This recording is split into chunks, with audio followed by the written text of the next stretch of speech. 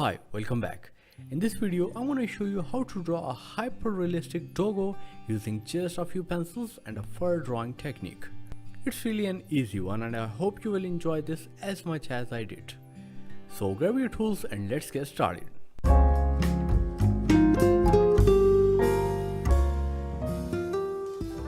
So I'm going to use my all-time favorite Derwent's graphic pencils for this drawing. You can use any other graphite pencil set you have. I'm going to use the following 4 pencils for this drawing. So it doesn't even matter if you have a complete pencil set or not.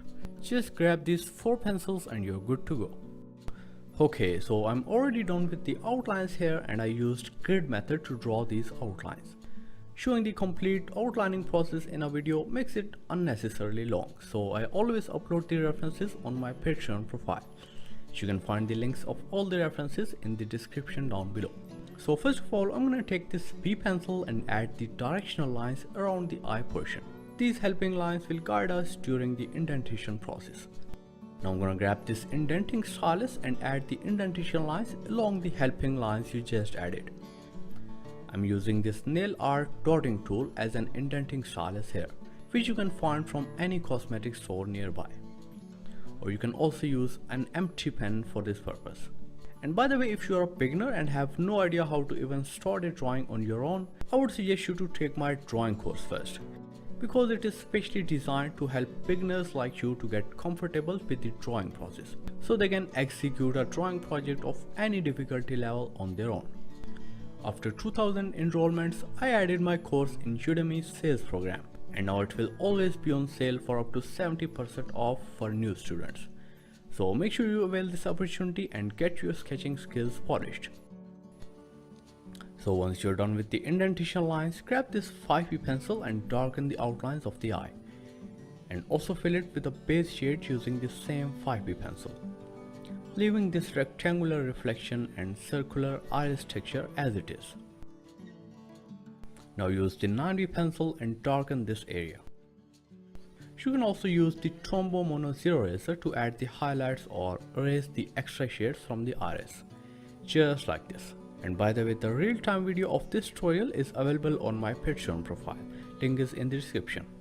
Now use the 2B pencil and add the base layer around the eye where you've added the indentation lines. And make sure you add the strokes in the direction of these indentation lines. I'm also going to add the indentation lines in this left ear, because it's always a better approach to shade from left to right if you are a right-handed person. The only difference in the indentation lines here is that I filled the complete lower portion of the ear with smaller and thinner lines, and the upper portion where the ear is starting will have thicker and fewer lines than the lower portion. I added the thicker lines using the thicker side of my stylus. Now add the second layer of shade using the same 2B pencil.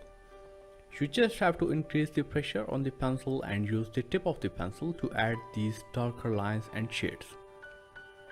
Notice where the shades are darker in their reference and fill accordingly. And also fill the ear portion with the base layer before filling it with a darker one. You can also blend the base layer if you want, it will work better. But it's totally up to you whether you want to blend it or just add the darker layer over it. I'm gonna blend the darker layer as well, because it will give a smooth and even texture on the ear, which is exactly what we need here. Now use this 4B pencil and add these darker shades in these shadowed portions and in between some of these indentation lines as well. And then you can use a Mono Zero Eraser to erase the shades from some of these areas, especially in between the darker shades. This will give you a 3D look on the fur. You can also erase the extra shades outside the outlines and add these faded lines as fur texture along the outline. And also repeat the same shading process for this right side of the ear. It's a little bit lighter than the left side, but the overall process is same. Now I'm going to use the indenting stylus again and add these indentation lines in this upper portion of the head. And also keep an eye on these bigger and thicker individual hair. Drawing a fur texture like this with indentation technique is pretty simple if you have full control on your hand movements and pressure techniques. But most of the people don't, and the only reason behind this is that they don't focus on practicing this technique. So many of you shared your results with me on my Instagram, and I've noticed two common mistakes which make the indentation look like a mess rather than looking like realistic hair, fur, etc. First one is that you guys always add these lines in random back and forth stroke manner, in which all the lines are connected to each other on the ends, forming a circular pattern on the ends of those indentation lines, which doesn't make the hair or fur texture look realistic at all.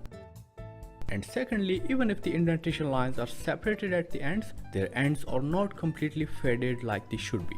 The proper way is to add each single line individually and make sure that each single line is faded both in the start and in the end. I followed the exact same method for the remaining fur around the eye as I did in the left portion. The only difference here is this darker shade around the nose portion, which I added using the same 2B pencil. You just need to increase the pressure a little bit and that's it. Or you can also use a 4B pencil here if you want. And again add the highlights in between using a chisel tip mono 0 razor. Now for this nose portion, I'm going to use 9B or 8B pencil and darken the outlines first. Then I'm going to fill the nostrils with the same darker shade and surrounding portion with a 4B shade as a base layer. And make sure you leave this highlight area as it is. Now after blending this base layer, use the darker grade pencil like 9B or 8B and fill the whole area with a darker shade, only leaving these thin areas around the outlines of the nostrils. Now blend this darker layer and you can also lightly shade the highlight with the brush. Again add the final darker layer in the corner portions and outlines if needed, and then use a mono 0 razor to erase the shade from the highlights. And for this nose texture, I'm going to use this Jelly Roll pen and add these white dots around the highlight. And use a darker grade pencil to add these black dots in between the lighter ones. And also add some light white dots in this upper darker portion of the nose, just like this. This will make the nose look more realistic and textured. Okay, now moving on to the right eye, and first of all I'm going to darken the outline with a 9B pencil and then use a 4B to fill the inside of the iris, just like this, leaving this rectangular highlight and iris ring in the middle. And then you can use a mono 0 razor to erase the extra shade from this iris ring and make it look more realistic and shiny. Now the remaining portion around the eye is pretty much same all the way through. You just have to fill the area with directional lines or helping lines first using a lighter grade pencil, and then use an indenting stylus to indent the fur texture on the same lines you just added. Then use a 2B pencil to add a base layer on top of these indentation lines and obviously blend it with a draw brush. Then use the same 2B pencil with pressure technique and add these darker shades or lines in the shadowed portions in between these indentation lines. And in the end you can use a chisel tip mono 0 razor to add the white lines in between the darker ones, especially in the highlighted portions, just like this. Moving on to this whiskers portion, and first of all I'm gonna indent these whiskers using thicker side of my stylus. You can also use the thinner side, but then you have to use the pressure technique to indent more prominent and thicker indentation lines. And then fill the remaining portion with lighter and thinner indentation lines, just like this. Keep the pressure on the indenting stylus minimum here, because we don't need sharp indentation lines. Only the whiskers are in focus in the reference image, so we don't have to add sharp indentation lines in the background.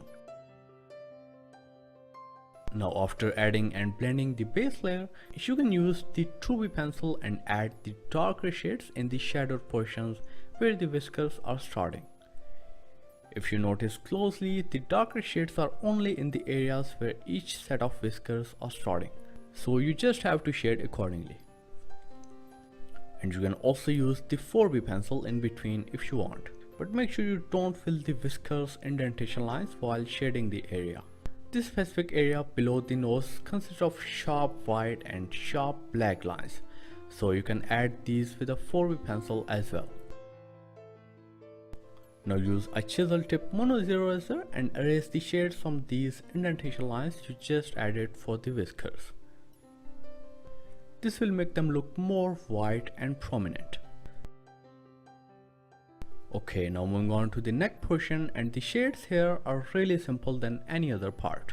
You don't even need to add indentation lines.